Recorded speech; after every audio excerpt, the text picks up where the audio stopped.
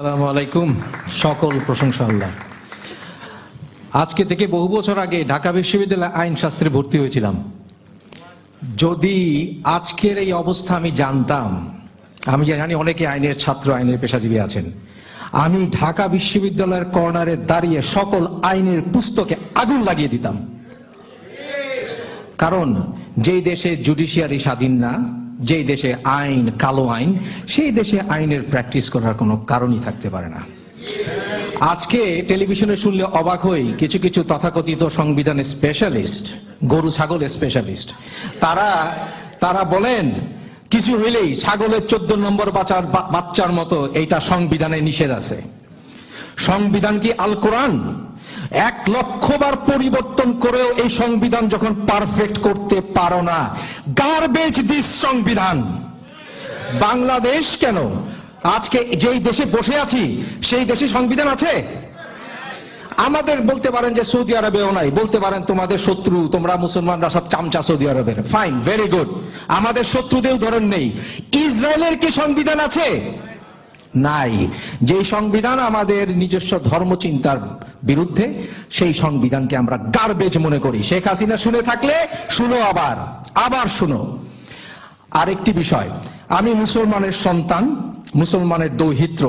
মনে রাখবেন, বাংলাদেশের মুসলমান হিসাবে প্রতিটি অমুসলিমকে হেফাজত করা হচ্ছে মুসলমানের কর্তব্য, এবং আমরা প্রতিটা মুসলমান এবং এই মর্মে প্রতিজ্ঞা করছি যে প্রতিটা নন মুসলিমকে আমরা রক্ষা করব ইনশাআল্লাহ। এখন আরেকটা বিষয় না বললেই না, সেটা হচ্ছে এটা নাকি নতুন প্রজন্মের ডাক। যেই দেশে বলা হয়, আজীবন শুনে এসছি, এখন নাকি শুধুমাত্র বৈশাখীতে লাফালাফি ফালাফালি করলে দেশীয়, আমাদের দেশের সংস্কৃতি।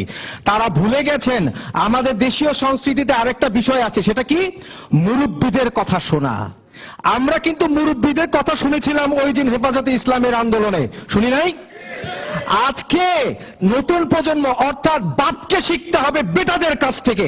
আজকে যদি সেখানে আমি আমার সন্তান হতো, থাপ্পে তাদের দাঁতগুলো আমি ফেলে দিতাম। এখন তারা বলে মদিনা সনদ, মদিনা সনদ।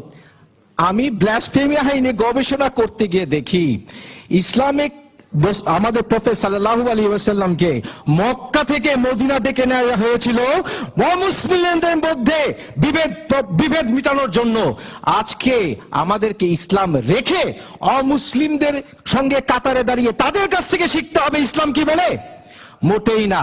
মদিনা সনদ আরেকবার পড়ে দেখার জন্য শেখ হাসিনাকে বলছি। তারা বলেন সুশীল সমাজ তাদের পাশে। আমরা ঢাকা বিশ্ববিদ্যালয় থেকে পাশ করে, বিভিন্ন শিক্ষা প্রতিষ্ঠানে পাশ করে, আমরা কি তাহলে কুশীল সমাজের অধিকারী? এখন কথা হচ্ছে, আমি একটি সংক্ষিপ্ত কথা, আজকে সংক্ষেপে কথা বলার জন্য এসেছিলাম, একটি কথা বলে শেষ করি। সেটা হচ্ছে, আমি প্লাবন শুনতে পাই। আপনারা কি বন্যার আওয়াজ শুনতে পান? হযরত নূহ আলাইহিস সালাম তার সন্তানকে ওয়ার্নিং দিয়েছিলেন না? আমি এই নতুন প্রজন্মের ছেলেদেরকে বলছি, প্লাবন আসতেছে, এখনই নৌকায় উঠো। তবে তোমাদের সেই নৌকায় না, আমাদের ইসলামী নৌকায়। এবং এই ইসলামী নৌকায় যদি উঠো, তাহলে সত্যিকার নৌকা জিনিস কি তা বুঝতে পারবে ইনশাআল্লাহ। আমরা যারা আছি তারা অনেকেই, এখন ব্যাপার হচ্ছে অনেকে আমরা সোচ্চার হই না, আমাদের ঘাড়ের উপরে যেটা চাপায় দেওয়া হয় সেটাই বংশ পরম্পরায় শিখে আসি।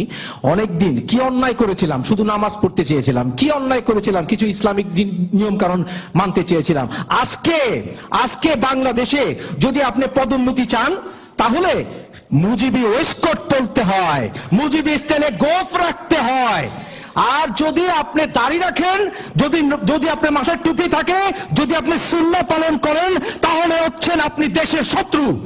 1947 সালের আগে কি আমরা জমা খরচ দিয়েছিলাম? 1901 আজকে এই মিডিয়ার মাধ্যমে আমি যারা তথাকথিত টক শোতে যান, যারা তথাকথিত নিজেকে গবেষক দাবি করেন, আমি চ্যালেঞ্জ ছুড়ে দিচ্ছি, 1971 সালের ডিসেম্বরের আগ পর্যন্ত কোথাও বাংলাদেশকে বলা হয়নি বাংলাদেশে ইসলাম এবং বাংলাদেশের সংবিধান এবং রাষ্ট্র ব্যবস্থা আলাদা করা হবে, কোনোদিন বলা হয়নি। এইসব ফন্দি পিকির আর এইসব মিথ্যাচারের সময় পার হয়ে গেছে ইনশাআল্লাহ। ধন্যবাদ।